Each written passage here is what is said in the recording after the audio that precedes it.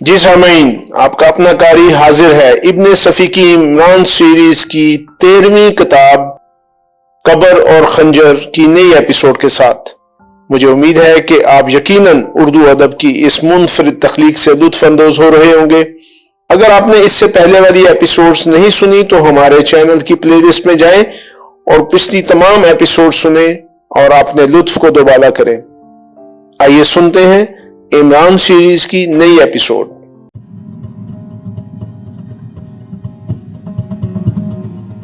عمران کی زندگی میں شاید کوئی ایسا لمحہ آیا ہو جب اس نے خود کو بیکار محسوس کیا ہو۔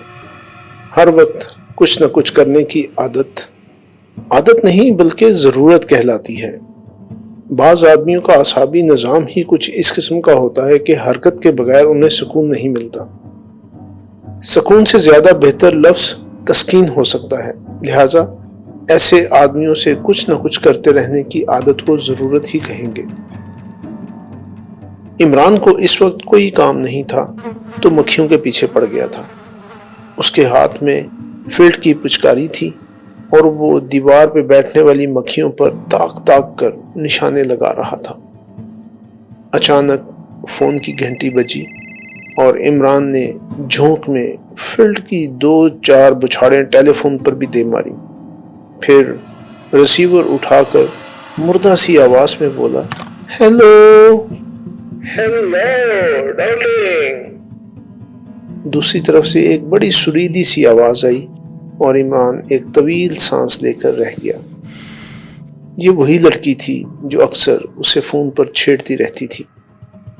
عمران نہیں جانتا تھا کہ وہ کون ہے، کہاں رہتی ہے اور اس کے پیچھے کیوں پڑ گئی ہے۔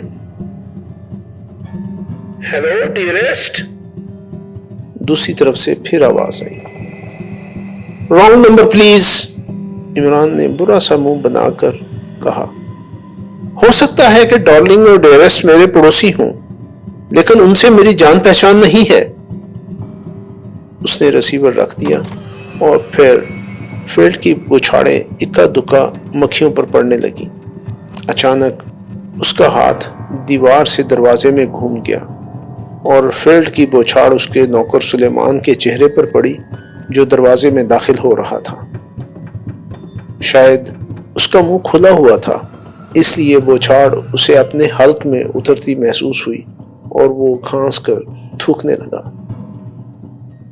ارے اوہو، اس نے پچکاری میز پر پھینک کر سلیمان کی پیٹھ ٹھونکنی شروع کر دی۔ پھر بولا، ٹھہرو۔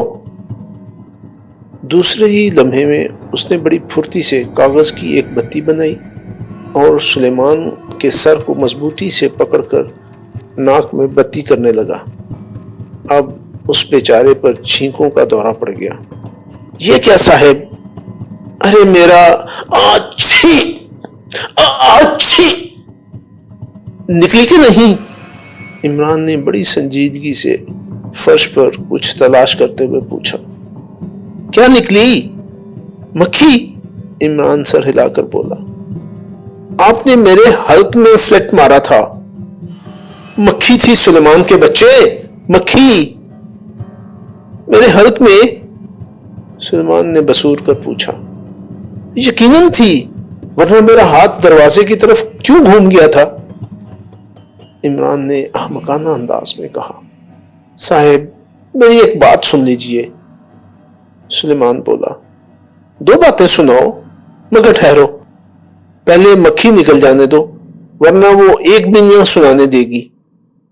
میں اب خودکشی کر لوں گا، سلیمان پھر بسورنے لگا۔ ابے اس سے زیادہ آسان نسخہ یہ رہے گا کہ جاسوسی ناول لکھنا شروع کر دے۔ خودکشی کر لوں گا یا پھر نہ کروں گا، دوپہر کے کھانے سے پہلے تم خودکشی نہیں کر سکتے، سمجھے؟ عمران نے غصیلی آواز میں کہا۔ اس کے بعد ہو سکتا ہے کہ میں بھی تمہارا ساتھ دوں۔ آپ کیوں ساتھ دیں گے؟ آج کل جیسا کھانا مل رہا ہے اس سے تو بہتر یہی ہے کہ میں خودکشی کر لوں، نہ زندہ رہوں گا نہ کھانا کھاؤں گا۔ کیا خرابی ہے کھانے میں؟ ایک خرابی ہوتی ہے، ابھی تو ہمیشہ شوربے میں بوٹیاں لگا دیتا ہے، 1000 بار سمجھایا ہے کہ گوشت میں بوٹیاں مجھے ناپسند ہیں. بغیر بوٹیوں کے شوربہ کیسے تیار ہوگا صاحب؟ اب یہ بھی میں ہی بتاؤں؟ ابھی تو اسی وقت خودکشی کر لے. ہاں. فون کی گھنٹی پھر بجی اور عمران دھاڑتا ہوا ریسیور پر ٹوٹ پڑا. سن رہا ہوں، اس نے غصیلی آواز میں کہا. بار بار ہیلو کہنے کی ضرورت نہیں ہے. عمران ڈارلنگ، غصے میں ہو کیا؟ دوسری طرف سے اسی لڑکی کی آواز آئی. غصے میں نہیں، اپنے کمرے میں ہوں. میرا نام عمران ڈارلنگ نہیں، علی عمران ہے. عمران ڈارلنگ کا فون نمبر کچھ اور ہوگا. تم اس وقت کیا کر رہے ہو؟ مکھیاں مار رہا ہوں. یہاں آ جاؤ. تو کیا عمران ڈارلنگ کسی مچھر کا نام ہے جو ریسیور میں گھس کر تم تک پہنچ جائے گا؟ تمہارا موڈ خراب معلوم ہوتا ہے. ہاں یہی بات ہے. آہا ٹھہرو، تم عورت ہی ہو نا؟ ذرا مجھے بتاؤ کہ بوٹیوں کے بغیر شوربہ تیار ہو سکتا ہے یا نہیں؟ کیا بکواس لیے بیٹھے ڈارلنگ تم؟ آج موسم بڑا خوشگوار ہے. عمران نے ماؤتھ پیس پر ہاتھ رکھ کر سلیمان سے پوچھا. کیا آج موسم خوشگوار ہے؟ سلیمان بڑے مغموم انداز میں سر ہلا کر رہ گیا. ہیلو، عمران نے ماؤتھ پیس میں کہا. ہاں، سلیمان کا بھی یہی خیال ہے. کیا پیپر کیوں اڑا رہے ہو ڈیئرسٹ؟ پردار خود ہی اڑی پھرتی ہیں، میں کیا اڑاؤں گا؟ لڑکی نے کچھ اور کہنا چاہا تھا لیکن عمران نے سلسلہ منقطع کر دیا. پھر میز کے پاس سے ہٹا ہی تھا کہ گھنٹی دوبارہ بجی اور عمران دانت پیس کر فون پر ٹوٹ پڑا. ارے اب پیچھا بھی چھوڑ دو میرا، عمران چیخا، ورنہ میں تمہارے باپ کا پتہ لگا کر انہیں دن میں کم از کم 175 بار بور کیا کروں گا. کیا؟ کون بول رہا ہے؟ دوسری طرف سے مردانہ آواز آئی. ارے عمران نے ہونٹ مضبوطی سے بند ہو گئے. ہیلو، دوسری طرف سے آواز آئی. کون ہے فون پر؟ میں عمران بول رہا ہوں جناب، عمران نے کہا. اس نے محکمہ خارجہ کے سیکرٹری سر سلطان کی آواز پہچان لی تھی. عمران، تم فوراً 13 اسٹریٹ کی جوزف لاج میں پہنچو. کسی نے کرنل جوزف کو قتل کر دیا ہے. کب؟ یہ تو ڈاکٹر کی رپورٹ ہی بتائے گی. میں یہیں موجود ہوں. تم جلد سے جلد پہنچنے کی کوشش کرو. میں چاہتا ہوں کہ لاش اٹھنے سے پہلے تم بھی موقع واردات کا جائزہ لے لو. کیپٹن فیاض ہے وہاں؟ عمران نے پوچھا. ہے، لیکن تم جلدی کرو. ابھی حاضر ہوا جناب، عمران نے کہا. پھر دوسری طرف سے سلسلہ منقطع ہونے کا انتظار کیے بغیر ریسیور رکھ کر سلیمان سے بولا. کیا میں نے ابھی تک کپڑے نہیں تبدیل کیے؟ نہیں صاحب. کیوں نہیں کیے؟ عمران اس طرح حلق پھاڑ کر دھاڑا جیسے وہ اس معاملے میں حارج ہوا ہو. آپ کپڑے کبھی نہیں تبدیل کرتے، سلیمان بولا. پہلے کیوں نہیں بتایا تھا؟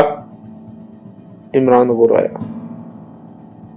آپ کو کہیں بہت جلد پہنچنا ہے. اتنی دیر بعد بتایا تم نے، سور؟ عمران مکہ تان کر دوڑا. اب آپ اور دیر کر رہے ہیں، سلیمان پیچھے ہٹتا ہوا بولا. ہاں ٹھیک ہے، جاؤ میرا کوٹ اٹھا لاؤ. عمران اس طرح ٹھہر گیا جیسے سچ مچ یہ بات پہلے اس کی سمجھ میں نہ آئی ہو. سلیمان ان باتوں کا عادی ہو گیا تھا. اگر کوئی اسے 1000 روپیہ ماہوار بھی دیتا تو وہ عمران کو چھوڑ کر نہ جاتا. عمران ایسا ہی دلچسپ آقا تھا. یہی نہیں بلکہ وہ شاہ خرچ اور فیاض بھی تھا. اس کی ساری رقومات سلیمان ہی کی تحویل میں رہتی تھی اور گھریلو انتظامات کے سلسلے میں وہ سیاہ و سفید کا مالک تھا. عمران جلدی جلدی لباس تبدیل کر کے باہر آیا، گیراج سے کار نکالی اور 13 اسٹریٹ کی طرف روانہ ہو گیا. کرنل جوزف جس کے قتل کی اطلاع اسے فون پر ملی تھی کوئی غیر معروف آدمی نہیں تھا۔ شہر کے دیسی عیسائیوں میں اس سے زیادہ مالدار آدمی اور کوئی نہ تھا، لیکن اس کے قتل پر عمران کو حیرت بھی نہیں تھی، کیونکہ اس کے بتھیرے اعضاء اس کی دولت کے امیدوار تھے۔ کرنل جوزف لاول تھا اور جوزف لاج میں اپنے چند ملازمین کے ساتھ رہتا تھا۔ عمران کو اس کا بھی علم تھا کہ سر سلطان اور کرنل جوزف گہرے دوست تھے۔ جوزف لاج پہنچ کر عمران نے محسوس کیا کہ وہ سر سلطان کو اپنی آمد کی اطلاع دیے بغیر اندر نہیں داخل ہو سکے گا، کیونکہ صدر دروازے پر سخت قسم کا پہرا تھا، اور شاید کچھ دیر قبل پولیس کانسٹیبل پریس رپورٹر کے ساتھ برا برتاؤ کر چکے تھے۔ عمران کو بھی انہوں نے پریس رپورٹر ہی سمجھ کر لال پیلی آنکھیں دکھائی تھیں، لیکن عمران وہیں جم کر ان سے ان کے بال بچوں کی خیریت پوچھنے لگا۔ کانسٹیبل اسے پہچانتے نہیں تھے، لہٰذا ان کی آنکھوں سے شبہ جھانکنے لگا۔ ان میں سے ایک جو شاید خود کو کافی عقل مند سمجھتا تھا بولا، کیوں؟ کیا مطلب ہے؟ مطلب؟ یار، مطلب آج تک میری سمجھ میں بھی نہیں آیا، مگر کوئی ایسی صورت نکالو کہ میں اندر پہنچ سکوں۔ کانسٹیبل کچھ کہنے ہی والا تھا کہ اندر سے سر سلطان کا پرسنل سیکرٹری آتا دکھائی دیا۔ اوہو، آپ یہاں کیوں رک گئے ہیں؟ صاحب آپ کے منتظر ہیں، اس نے عمران سے کہا، اور کانسٹیبل بوکھلا گئے۔ اب انہیں معلوم ہوا کہ جس کے داخلے کے لیے ان سے کہا گیا تھا وہ یہی بے وقوف آدمی تھا۔ اندر کیپٹن فیاض کی آواز عمران کو سب سے پہلے سنائی دی۔ وہ بڑے جوش و خروش کے ساتھ غالباً وقوعے پر اظہار خیال کر رہا تھا، لیکن عمران پر نظر پڑتے ہی اس کی آواز ڈھیلی پڑ گئی۔ پولیس کے آفیسروں کے علاوہ وہاں محکمہ خارجہ کے آفیسر بھی موجود تھے۔ یہ چیز عمران کے لیے باعث تشویش تھی۔ سر سلطان کی موجودگی کے لیے تو یہی جواز کافی تھا کہ وہ کرنل جوزف کے دوستوں میں سے تھے، لیکن ان کے محکمے کے دوسرے آفیسروں کی موجودگی کا کیا مطلب ہو سکتا تھا؟ وہ سب اس کمرے کے سامنے کھڑے تھے جہاں لاش تھی۔ سر سلطان نے عمران کو اپنے ساتھ آنے کا اشارہ کیا۔ یہ کرنل جوزف کی خوابگاہ تھی، اور شاید اسے سوتے وقت قتل کیا گیا تھا، کیونکہ لاش مسحری پر تھی، اور سر سلطان پہلے ہی فون پر کہہ چکے تھے کہ لاش کو اس کی جگہ سے ہٹایا نہیں گیا۔ اس کے بائیں پہلو میں ایک خنجر دستے تک پیوست تھا، اور شاید اسے تڑپنے کی بھی مہلت نہیں ملی تھی، کیونکہ بستر زیادہ شکن آلود نہیں تھا۔ لاش داہنی کروٹ پر پڑی ہوئی تھی۔ عمران تھوڑی دیر تک خاموش کھڑا لاش کو دیکھتا رہا، پھر ایک طویل سانس لے کر گلوگیر آواز میں بولا، خدا ایسی موت سب کو نصیب کرے۔ سر سلطان اس کی طرف مڑے، لیکن ان کی آنکھوں سے حقارت آمیز غصہ جھانک رہا تھا۔ شاید وہ اس وقت اس کی بے تکی باتیں سننے کے موڈ میں نہیں تھے۔ عمران فوراً ہی سنبھل کر بولا، پتہ نہیں قاتلوں نے یہ ڈھونگ کیوں رچایا ہے۔ ڈھونگ؟ کیا مطلب؟ کرنل جوزف کا قتل اس کمرے میں نہیں ہوا، مجھے یقین ہے، عمران نے چاروں طرف دیکھتے ہوئے کہا۔ میں نے تمہیں اس لیے نہیں بلایا کہ تم شرلک ہومز کی طرح انہونی اور چونکا دینے والی باتیں کرو۔ عمران سوالیہ نظروں سے انہیں دیکھتا رہا۔ میرا مطلب یہ ہے کہ فیاض پہلے ہی بہت کان کھا چکا ہے، اور اب میں طریقہ قتل پر کچھ بھی نہیں سننا چاہتا۔ مجھے قاتل چاہیے۔ کرنل جوزف کا محکمہ خارجہ سے کیا تعلق تھا؟ دفتن عمران نے سوال کیا۔ کچھ بھی نہیں، وہ میرا دوست تھا۔ لہٰذا وہ آپ کے ماتحت آفیسروں کا دوست کسی طرح نہیں ہو سکتا۔ کیا مطلب؟ آپ کے علاوہ دوسرے آفیسروں کی موجودگی حیرت انگیز ہے۔ غیر ضروری باتیں نہ کرو، یہ معلوم کیے بغیر میں قاتل یا قاتلوں تک پہنچ نہیں سکوں گا۔ تمہاری باتیں نہیں سمجھ پایا، وضاحت کرو۔ محکمہ خارجہ سے اس کا کیا تعلق تھا؟ عمران نے پھر اپنا پہلا سوال دہرایا۔ سر سلطان کچھ نہیں بولے، وہ کچھ سوچنے لگے تھے۔ تھوڑی دیر بعد انہوں نے کہا، تم نے ابھی کہا تھا کہ قتل اس کمرے میں نہیں ہوا، آخر تم کس بنا پر کہہ سکتے ہو؟ لاش کی حالت یہی ظاہر کرتی ہے۔ وہ داہنی کروٹ سویا ہوا تھا، لہذا قاتل نے نہایت آسانی سے بائیں پہلو میں خنجر اتار دیا اور پھر کرنل جوزف کو کروٹ بدلنے تک کی مہلت نہ مل سکی۔ آپ خود سوچئے، کیا کرنل اتنا ہی کمزور آدمی تھا کہ خنجر لگنے کے بعد سیدھا بھی نہ ہو سکا؟ وہ بہت پیتا تھا، سر سلطان نے کہا۔ ہو سکتا ہے کہ زیادہ نشے کی حالت میں سویا ہو۔ اکثر دیکھا گیا ہے کہ نشے میں قتل کیے جانے والے دوسری سانس بھی نہیں لے سکتے۔ عمران نے جواب میں کچھ نہیں کہا۔ وہ چاروں طرف نظر دوڑا رہا تھا۔ ایک بار وہ لاش کے قریب بھی گیا، اس کے پیروں کے تلوے دیکھے اور پھر سر سلطان کے قریب واپس آ گیا۔ اگر کرنل نشے میں تھا تو مگر جانے دیجئے، آپ منطقی بحثوں میں مت الجھیے۔ میں اب کچھ نہیں کہوں گا، مگر مجھے یہ کیسے معلوم ہو کہ پچھلی رات کرنل کہاں رہا تھا؟ تم کہو جو کچھ کہنا چاہتے ہو، سر سلطان نے مستمانہ انداز میں کہا۔ میں یہ عرض کرنا چاہتا ہوں کہ کرنل جوزف گنوار تھا بالکل، لیکن جادوگر زمین پر پیر نہیں رکھتا تھا، ہوا میں اڑتا تھا، اور تمہاری بکواس سننے کے لیے میرے پاس وقت نہیں ہے، سر سلطان جھلا گئے۔ اگر ننگے پیر نہیں چلتا تو پھر اس کے سلیپر یا جوتے کہاں ہیں؟ مجھے تو یہاں اس کمرے میں ایک بھی نظر نہیں آتا۔ سر سلطان نے بوکھلا کر چاروں طرف دیکھا اور پھر عمران کی طرف دیکھنے لگے۔ کیا میں نے غلط کہا تھا؟ عمران نے پوچھا۔ عمران سنجیدگی سے، ہاں یہ بات قابل غور ہے۔ وہ پچھلی رات جہاں سے بھی یہاں تک آیا ہوگا ننگے پاؤں ہی آیا ہوگا، لیکن اس کے تلوے میلے نہیں ہیں۔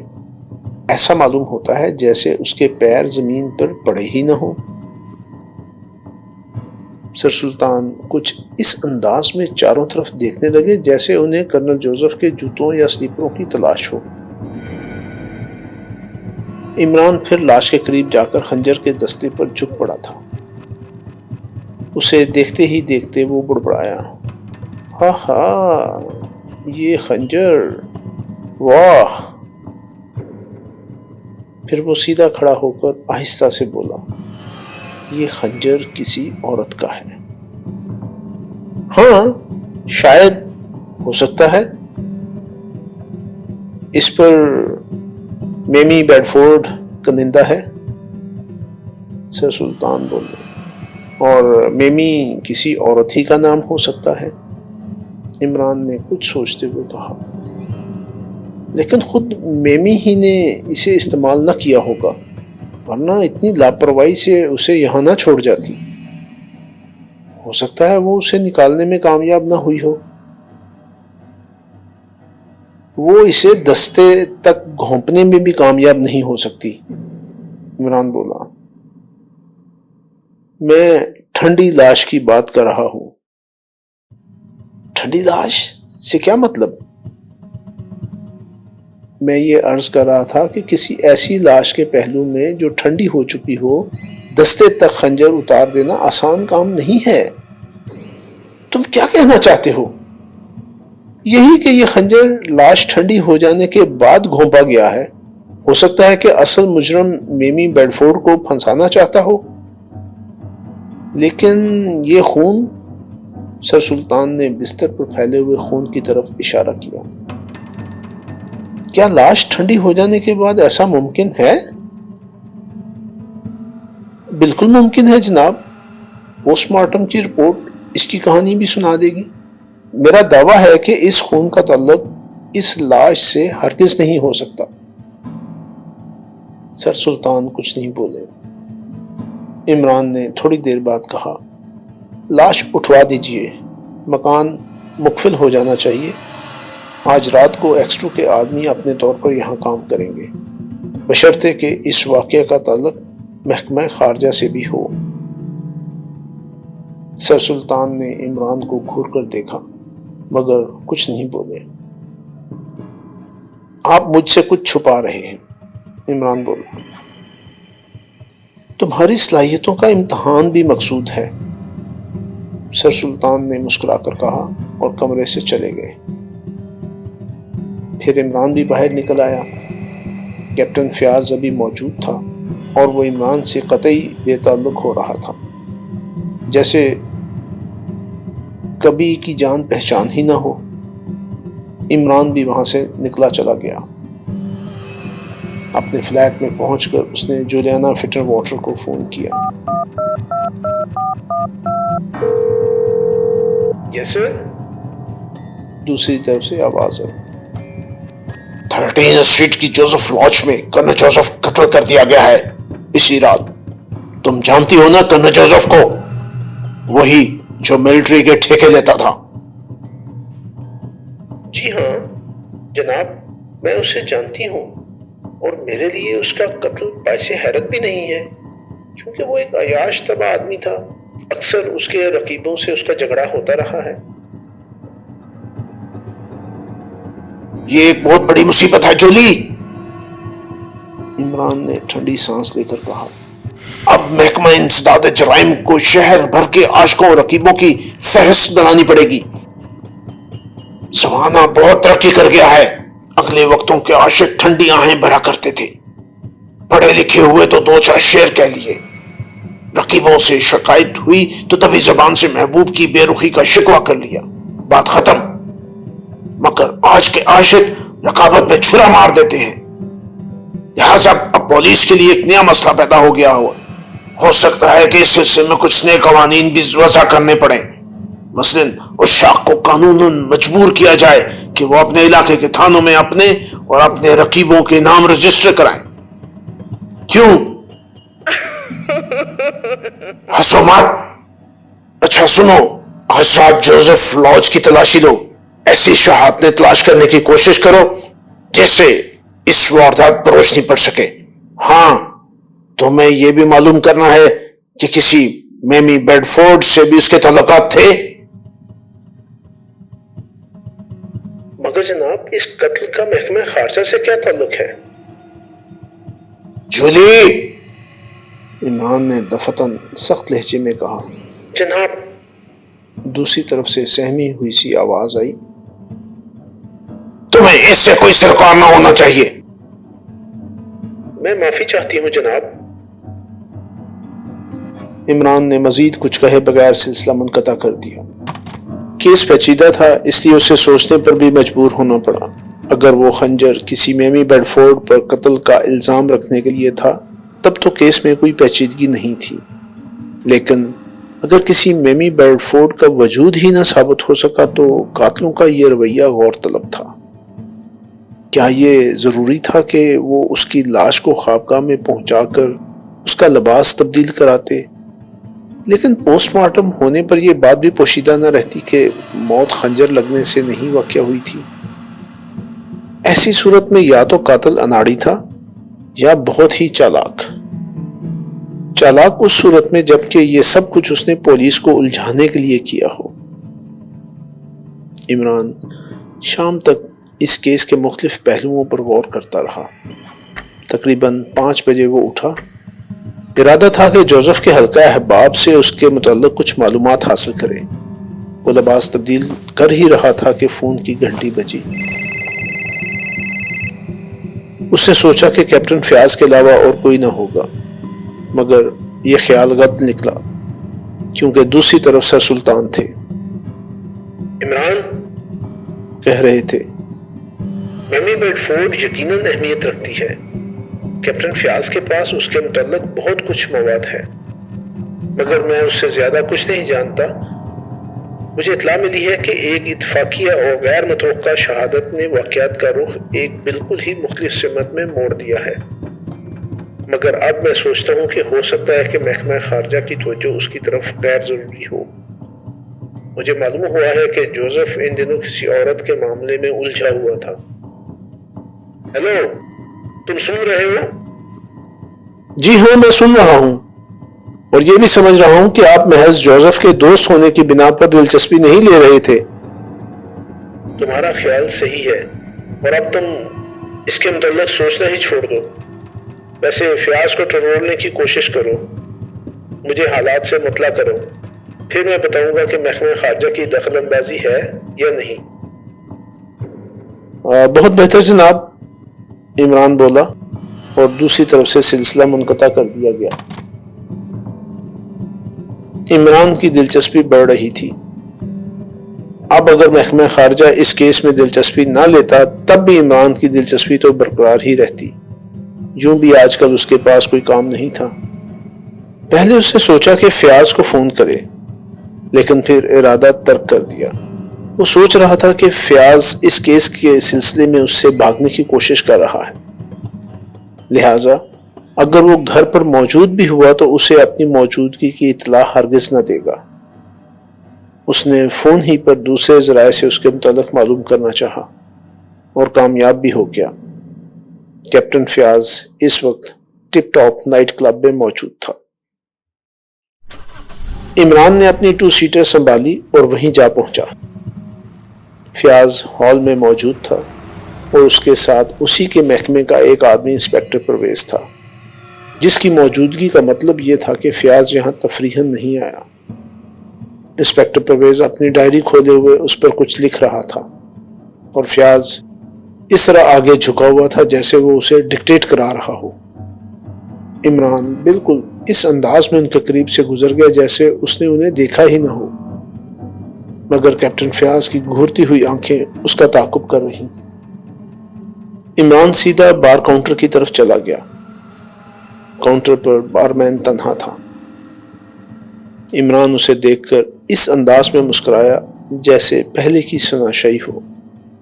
بارمین کو بھی اخلاقاً دانت نکالنے پڑے، اور اس نے سر کی خفیف سی جنبش سے یہ ظاہر کرنے کی کوشش کی کہ وہ اسے پہچانتا ہے، حالانکہ شاید ہی کبھی عمران بار کے کاؤنٹر کی طرف گیا ہو۔ وہ اس کلب کا ممبر ضرور تھا، لیکن گزر شاز و نادر ہی ہوتا تھا۔ کہو، کیا بات ہے؟ عمران نے کاؤنٹر پر کوہنیاں ٹیک کر آگے جھکتے ہوئے آہستہ سے کہا۔ میں ہزاروں بار مینیجر کو آگاہ کر چکا تھا کہ ایک نہ ایک دن خفیہ پولیس والے یہاں ضرور آئیں گے، اپنے ہاتھ صاف رکھو۔ ہمارے ہاتھ بالکل صاف ہیں جناب، بارمین مسکرا کر بولا۔ وہ دونوں صاحبان تو کسی میمی فورڈ کے متعلق پوچھ رہے تھے۔ ہیں؟ میمی فورڈ کے متعلق؟ عمران نے حیرت ظاہر کی۔ حالانکہ میمی بیڈ فورڈ، جی ہاں، پتہ نہیں کب کی مر کھپ گئی، بارمین جلدی سے بولا۔ اس زمانے کے 2 ویٹر یہاں اب بھی ہیں، وہ خود بھی اس کے جنازے میں شریک ہوئے تھے۔ اور کیا؟ عمران سر ہلا کر بولا۔ مگر میمی کے متعلق وہ کیا پوچھ رہے تھے؟ وہ تو بڑی اچھی لڑکی تھی، ایسی نہیں تھی کہ خفیہ پولیس والوں کو اس کے بارے میں پوچھ گچھ کرنی پڑتی۔ کیوں؟ میں نے دیکھا نہیں ہے جناب، لیکن سنا ہے کہ وہ بہت خوبصورت تھی، اور کلب کے مستقل ممبروں کی تعداد اسی کی وجہ سے بڑھ گئی تھی۔ مجھے یاد آیا، عمران بولا، بہت خوبصورت تھی، اور جب وہ یہاں تمہاری جگہ کھڑی ہو کر شراب دیا کرتی تھی۔ یہاں آپ کچھ بھول رہے ہیں جناب، وہ بارمیڈ نہیں تھی بلکہ رقاصہ تھی۔ اوفو، میرا حافظہ، ٹھیک ہے، وہ رقاصہ ہی تھی۔ آج تو بھائی کلاکند کی کاکٹیل پینے کو دل چاہتا ہے۔ کلاکند کی کاکٹیل؟ بارمین متحیرانہ انداز میں آنکھیں پھاڑ کر بولا۔ نہیں توبہ، شکرقند کی۔ آپ کا حافظہ جناب، کہیں آپ کے ذہن میں ٹماٹر کی کاکٹیل تو نہیں ہے؟ ہاں ہاں وہی پتہ نہیں کیوں یہ ٹماٹر میرے ذہن سے ہمیشہ نکل بھاگتا ہے. کیا تم مجھے اس کی وجہ بتا سکتے ہو؟ آہا، اب یاد آیا، میمی بیڈفورڈ کچے ٹماٹر بہت پسند کرتی تھی. مجھے اس کا علم نہیں ہے، آپ کی خدمت میں کیا پیش کروں؟ نہیں، آج میں بہت اداس ہوں، میں شراب نہیں پیوں گا، ورنہ یہی اداسی رونے پیٹنے میں تبدیل ہو جائے گی. اداسی میں پیتا ہوں تو دادی جان مرحومہ یاد آ جاتی ہے. بارمین غالباً الجھن میں پڑ گیا کہ اس جملے پر ہنس پڑے یا اسے افسوس ظاہر کرنا چاہیے. اچانک عمران پوچھ بیٹھا، وہ دونوں ویٹر کون ہیں جو میمی بیڈفورڈ کے زمانے میں بھی یہاں تھے؟ نمبر 1 اور نمبر 2، بارمین نے جواب دیا اور کاؤنٹر پر رکھے ہوئے جگ اٹھا کر دوسری طرف رکھنے لگا. عمران وہاں سے ہٹ آیا. اب بھی وہ عمدن فیاض سے نظر ملانے پر گریز کر رہا تھا، اور فیاض کا یہ عالم تھا کہ اس نے انسپیکٹر پرویز کو ڈکٹیشن دینے کی بجائے عمران کو گھورنا شروع کر دیا تھا. اچانک اس نے پرویز کی طرف مڑ کر جلدی سے کچھ کہا اور پرویز اٹھ کر ایک طرف چلا گیا. لیکن عمران سے یہ بات پوشیدہ نہ رہ سکی کہ پرویز اس طرح کیوں اٹھا تھا. اس نے اسے تیر کی طرح ویٹر نمبر 1 کی طرف جاتے دیکھا اور ایک لمحے کے لیے اس کے پاس رکا، تہمکانہ انداز میں آنکھیں نکال کر جلدی جلدی کچھ کہتا رہا، پھر ویٹر نمبر 2 کی طرف چلا گیا. عمران یک لخت فیاض کے میز کی طرف مڑا. دونوں کی نظریں ملی اور فیاض نے زبردستی مسکرانے کی کوشش کی، لیکن عمران ایسے انداز میں سر ہلاتا ہوا صدر دروازے کی طرف بڑھ گیا جیسے بہت جلدی میں ہو. باہر آ کر اس نے پھر کار سنبھالی اور فیاض کے گھر کی جانب روانہ ہو گیا. وہ فیاض کی اس کمزوری سے اچھی طرح واقف تھا کہ وہ دفتری معاملات سے بھی اپنی بیوی کو باخبر رکھتا تھا. بہرحال اس نے سوچا، ہو سکتا ہے فیاض کی بیوی ان نئے واقعات سے واقف ہو جن کا تذکرہ سر سلطان نے فون پر کیا تھا. فیاض کی بیوی نے اسے ہاتھوں ہاتھ لیا. عمران سے شاذ و نادر ہی ملاقات ہوتی تھی. فیاض نہیں ہے؟ عمران نے افسوس ظاہر کرنے کے سے انداز میں کہا. نہیں، کیوں؟ کوئی خاص بات؟ ارے کچھ نہیں، اسی میمی بیڈفورڈ نے پریشان کر رکھا ہے. پتہ نہیں وہ کمبخت کہاں ملے گی. ویسے میرا خیال ہے کہ وہ آج کل شاداب نگر میں مقیم ہوگی. فیاض صاحب کب سے نہیں ملے؟ اس کی بیوی نے مسکرا کر پوچھا. بس صبح کرنل جوزف کے یہاں ملاقات ہوئی تھی. آہا، اسی لیے میمی بیڈفورڈ شاداب نگر میں مقیم ہوگی. فیاض کی بیوی ہنس پڑی. کیوں؟ کیا میرا خیال غلط ہے؟ عمران نے کہا، پھر جھنجھلا کر بولا، میں ہر بار سوچتا ہوں کہ اب فیاض کے لیے کام نہ کروں گا، لیکن اوہو، دیکھیے انہیں موقع نہ ملا ہوگا کہ آپ سے مل سکتے. بہرحال میمی بیڈفورڈ مر چکی ہے. عیسائیوں کے قبرستان میں اس کی قبر بھی موجود ہے. لوح پر میمی بیڈفورڈ تحریر ہے. مگر قبر کا پتہ کیسے چلا؟ میں اس کیس سے قطعی ہاتھ کھینچ لوں گا. عمران غصیلے لہجے میں بولا. یقین کیجئے وہ بہت زیادہ مشغول ہیں، ہو سکتا ہے اب آپ کی طرف گئے ہوں. ویسے قبر کی دریافت بجائے خود ایک حیرت انگیز کہانی ہے. اگر شام کے اخبارات میں میمی بیڈفورڈ کے خنجر کا تذکرہ نہ آتا تو شاید یہ بات ابھی نہ کھلتی. سعید آباد پولیس اسٹیشن کا ایک سیکنڈ آفیسر پچھلی رات گرینڈ ہوٹل میں بیٹھا ہوا تھا. اچانک اس کی نظر ایک آدمی پر پڑی جو اسے مشتبہ معلوم ہوا. وہ ادھیڑ عمر کا ایک وجیح آدمی تھا، چہرے پر گھنی داڑھی اور جسم پر مغربی طرز کا لباس. سیکنڈ آفیسر کا بیان ہے کہ اس کی آنکھیں خونیوں کی سی تھیں. وہ دور و دیوار کو اس انداز سے گھورتا تھا جیسے اسے ان پر غصہ آ رہا ہو. جب وہ گرینڈ ہوٹل سے نکلا تو اسے خبر نہ ہو سکی کہ سیکنڈ آفیسر اس کا تعاقب کر رہا ہے. بہرحال وہ چلتے چلتے عیسائیوں کے قبرستان میں داخل ہو گیا. سیکنڈ آفیسر برابر پیچھے لگا رہا تھا. اس کا بیان ہے کہ اسے ایک قبر پر گر کر دھاڑے مارتے دیکھا تھا. وہ رو رو کر کہہ رہا تھا، میمی میمی، میں بہت جلد تمہاری روح کو سکون پہنچاؤں گا، جب تک وہ لوگ زندہ ہیں میں چین سے نہیں بیٹھ سکتا۔ وہ اور نہ جانے کیا کیا کہتا رہا۔ بہرحال ساری باتوں کا محاصل یہ تھا کہ وہ کچھ لوگوں سے انتقام لینے کا ارادہ رکھتا ہے۔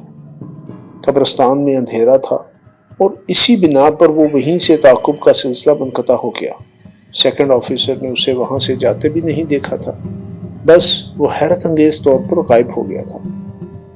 سیکنڈ آفیسر نے بعد میں اس قبر کا جائزہ لیا۔ وہ کسی میمی بیڈ فورڈ کی قبر تھی۔ کتبہ پرانا تھا لیکن ایک تحریر نئی تھی جس کے لیے سرخ رنگ کی چاک استعمال کی گئی تھی۔ یہ تحریر تھی، زندگی شیریں ہے مگر انتقام شیریں ترین ہے۔ اور وہیں قبر پر ایک خنجر پڑا ہوا ملا جو کرنل جوزف کے پہلو میں گھسے ہوئے خنجر سے مشابہ ہے، اور اس کے دستے پر بھی میمی بیڈ فورڈ کندہ ہے۔ اوہ، تو غالباً وہ سیکنڈ آفیسر اخبارات میں میمی بیڈ فورڈ کے خنجر کے متعلق پڑھنے کے بعد ہی کیپٹن فیاض سے ملا ہوگا۔ جی ہاں، دوسرا خنجر اس کے پاس تھا۔ جی ہاں، وہ اب فیاض صاحب کے پاس ہے۔ اور کوئی خاص بات؟ نہیں، اس سے زیادہ مجھے نہیں معلوم۔ اچھا، شکریہ، عمران اٹھتا ہوا بولا، اب مجھے جلدی کرنی چاہیے۔ جی سامعین، آپ نے عمران سیریز کی نئی ایپیسوڈ سنی۔ مجھے یقین ہے کہ آپ ضرور اس سے محظوظ ہوئے ہوں گے۔ آپ کا قاری آپ سے اجازت چاہتا ہے، مگر جانے سے پہلے ہمارے چینل کو ضرور سبسکرائب کریں، اپنے دوستوں اور دیگر حلقہ احباب میں بھی اسے شیئر کریں۔ ملتے ہیں کچھ دیر کے بعد نئی ایپیسوڈ کے ساتھ۔